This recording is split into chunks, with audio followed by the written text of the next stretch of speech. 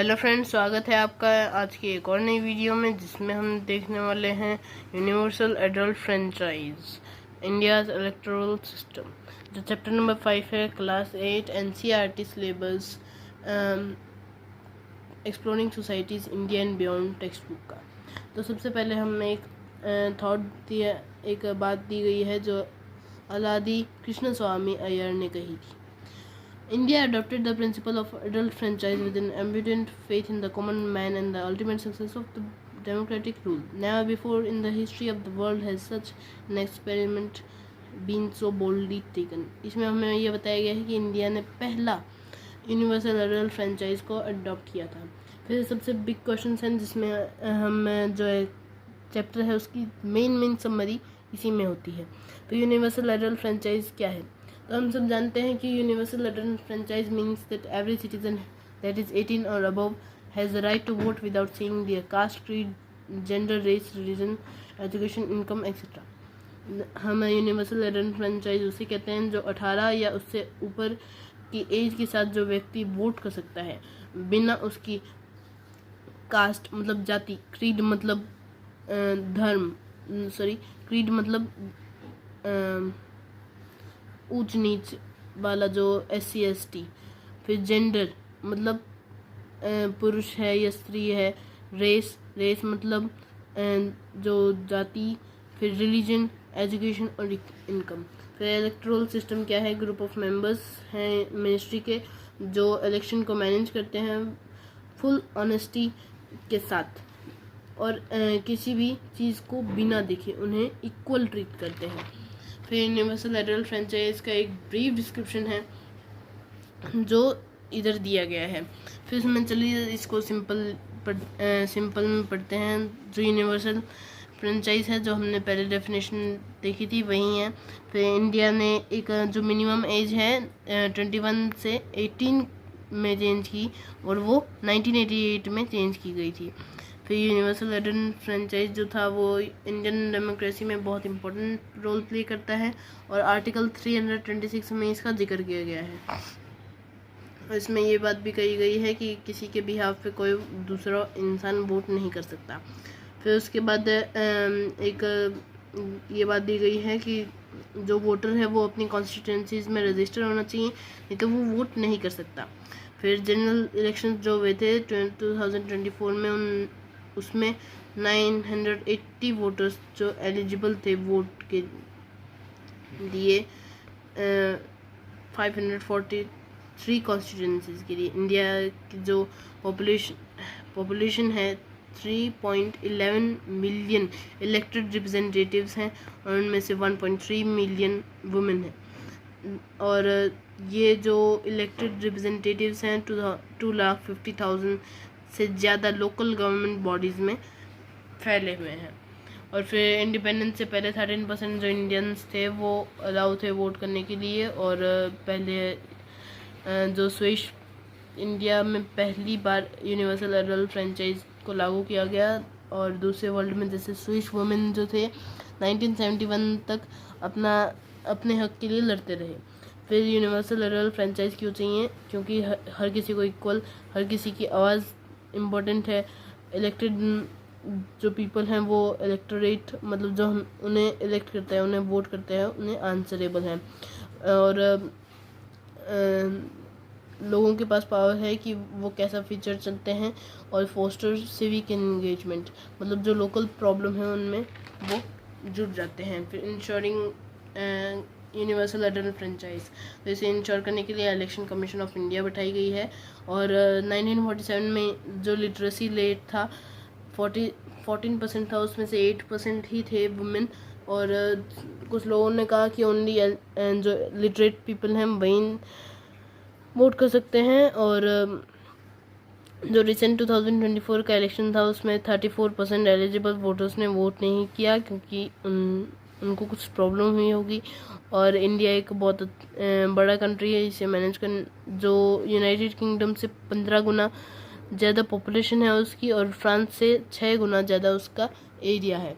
फिर उसके बाद जो एंशिएंट इंडिया था उत्तरा मेरर इंस्क्रिप्शन में उसमें इसका जिक्र किया गया है और इसकी काउंटिंग एक लड़का करता था जो पाम लीव्स पे जो वोट किए गए थे फुल ऑनेस्टी के साथ वो रीड करता था।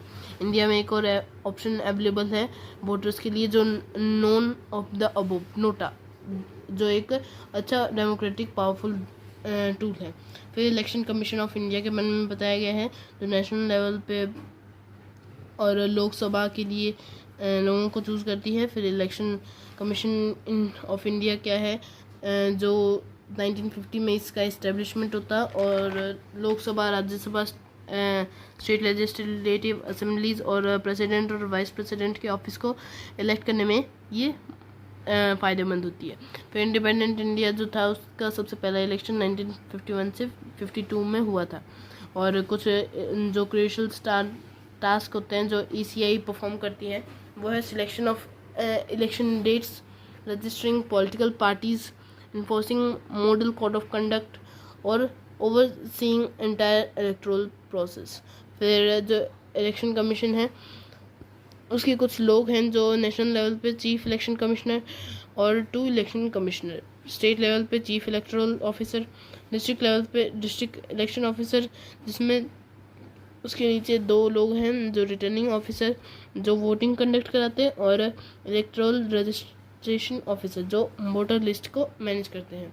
फिर इलेक्टोरल सिस्टम कैसे मैनेज किया गया है उसके बारे में बताया गया है, और वोटिंग जो है लोकसभा और स्टेट असेंबलीज में वो दिखाई गई है कैसे होती है। सबसे पहले पोलिंग ऑफिसर जो नेम और वोटर ID और ID प्रूफ को चेक करता है, फिर फिंगर पे इंक लगाता है, साइन देता है। फिर थर्ड पोलिंग ऑफिसर फिंगर को चेक करता है, नोटा ऑप्शन भी अवेलेबल है। फिर EVM पे एक वोट को चेक करते हैं, हम एक बटन दबाते हैं, उसके बाद एक बीप साउंड आती है और एक स्लिप जो प्रिंट होती है वीपैट पे, जो इस तरह दिखता है। फिर उसके बाद श्याम शरण नेगी के बारे में बताया गया है, जो एक स्कूल टीचर थे, हिमाचल प्रदेश में फर्स्ट वोटर थे। वो 1104 की उम्र में उनकी डेथ हुई थी। 100 की उम्र में 2017 में वो आए थे लास्ट टाइम वोट देने के लिए। ये दोनों बहुत अच्छे काम आते हैं क्योंकि इलेक्ट्रोल इसमें जो काउंटिंग है वो जल्दी हो जाती है और इसमें उसका एक बैकअप प्रोवाइड करता है ताकि इलेक्ट्रॉनिक सिस्टम में कोई खराबी आ जाए तो उसकी कोई प्रॉब्लम ना हो। तो मॉडल कोड ऑफ कंडक्ट जिसमें पॉलिटिकल पार्टीज़ को 2-3 दिन पहले चाहे कितनी ही इम्पोर्टेंट स्कीम ना हो क्यों ना हो उसे लॉन्च नहीं कर सकते। फिर डोंट मिस आउट में टीरियन सेशन के बारे में बताया गया है, जो इंडिया के इलेक्शन कमिश्नर थे और उन्होंने बहुत सारी चीज़ें इंडिया में लाई ताकि इलेक्शंस फेयर, ट्रांसपेरेंट और फियरलेस हो। फिर इलेक्शन कैसे परफॉर्म किए जाते हैं उसके बारे में बताया गया है। इलेक्शन एक डेमोक्रेसी के लिए फेस्टिवल है क्योंकि उसमें लोग अपना अधिकार जो है अपना फ्यूचर डिसाइड करते हैं और अपना अधिकार को परफॉर्म करते हैं जो उनका वोट है। फिर उसके बाद इंडिया के 3 लेवल्स हैं गवर्नमेंट के, नेशनल लेवल पे लोकसभा, स्टेट लेवल पे स्टेट लेजिस्लेटिव असेंबलीज और विलेज लेवल पे लोकल बॉडीज़। तो इनमें कंट्री जो है 543 मेंबर्स में डिवाइड है। First pass the post electoral system लिया गया है जिसमें जो सबसे चाहे 50% हो 30% हो कितना भी हो जो मेजोरिटी है वो विन करती है। फिर कई बार जब क्लियर मेजोरिटी नहीं आ पाती है तब पॉलिटिकल पार्टीज़ 3-4 पॉलिटिकल पार्टीज़ मिल जाती हैं और उनका जो लीडर होता है उनकी सहमति के अनुसार वो PM या CM बनता है, उसे कोएलिशन कहते हैं।